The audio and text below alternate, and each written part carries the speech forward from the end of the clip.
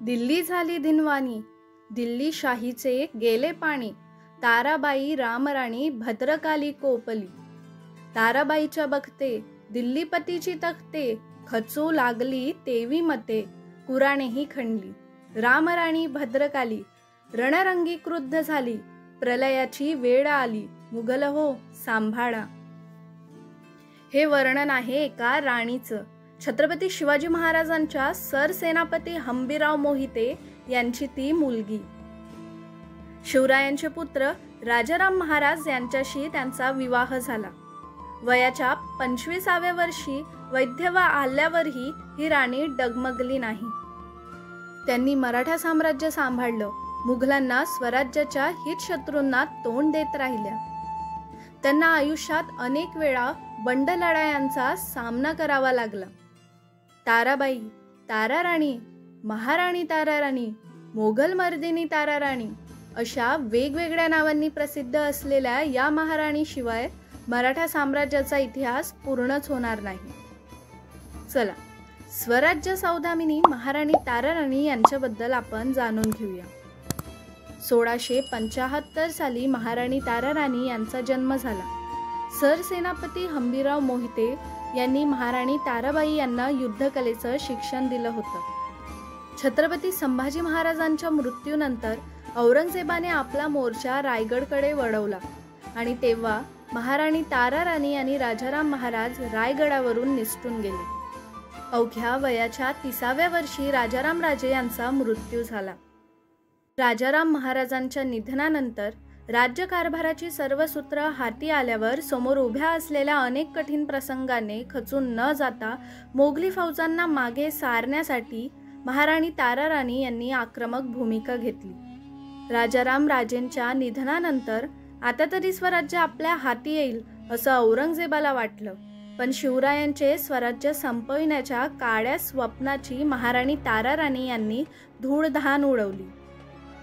महाराणी ताराराणी यांनी मराठीशाहीतील मुत्सद्यांना काळाचे गांभीर्य समजावून देऊन शेवटपर्यंत या सगळ्यांबरोबर एकजुटीने राहून शत्रू थोपवून धरले। त्यांच्या या कठीण प्रसंगात त्यांना साथ होती ती संताजी आणि धनाजी यांची।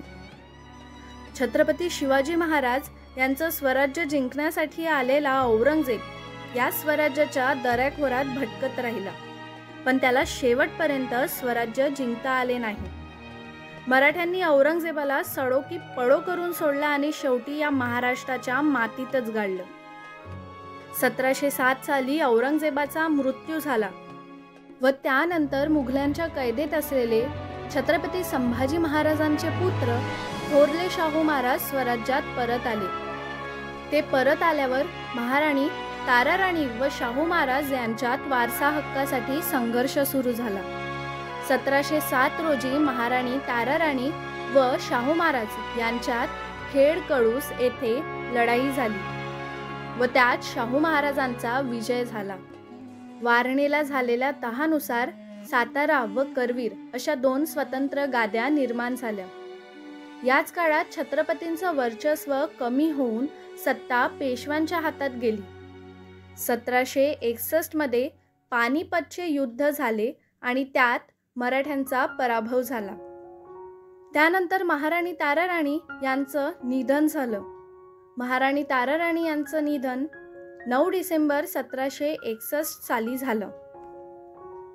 केवळ 24 ते 25 वर्षाची एक स्त्री औरंगजेबासारख्या मुत्सद्दी कपटी सम्राटाशी लढा देण्यास उभी राहते आणि सलग 7.5 वर्षे त्याच्याशी लढा देते व त्या लढ्यात स्वतः पराजित होत नाही। आणि एवढेच नव्हे तर त्या औरंगजेबाची कबरही याच स्वराज्याच्या मातीत खोदली जाते व त्याच्या शिवरायांचे स्वराज्य संपविण्याच्या काळ्या स्वप्नांची धूळधाण उडवते। ही घटनाच त्यांच्या कर्तृत्वाबद्दल सगळे सांगून जाते। मोगलांना सडो की पडो करून सोडणारी ही रणरागिणी म्हणजे महाराष्ट्रातल्या कर्तृत्वान स्त्रियांमधील एक अभिमानाचे व गौरवाचे महापर्व आहे। आजचा हा व्हिडिओ आवडला असेल तर सानिका बगाडे क्रिएशन या चॅनलला सबस्क्राइब करायला विसरू नका। त्याचबरोबर व्हिडिओला लाईक करा आणि जास्तीत जास्त शेअर करा। धन्यवाद।